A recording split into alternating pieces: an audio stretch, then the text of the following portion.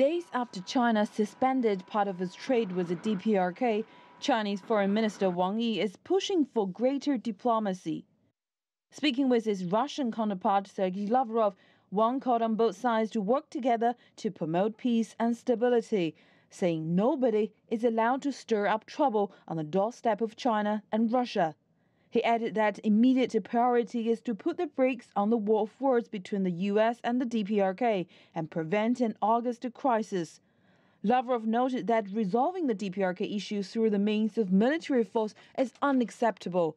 He added that Russia would like to continue to strengthen communication and coordination with China and make joint efforts to defuse tensions.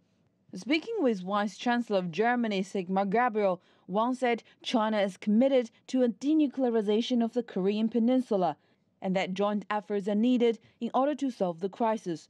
Gabriel echoed Wang's views and noted Germany's support for China's double suspension proposal, which would see the DPRK suspending its nuclear and missile programs in exchange for the suspension of large-scale military exercises between the U.S. and South Korea. The Vice Chancellor added that Germany is willing to work with China to continue to seek a peaceful resolution. As tensions and hostile rhetoric escalate between Pyongyang and Washington, Chairman of the U.S. Joint Chiefs of Staff Joseph Dunford has called for China's help to broker peace with the DPRK.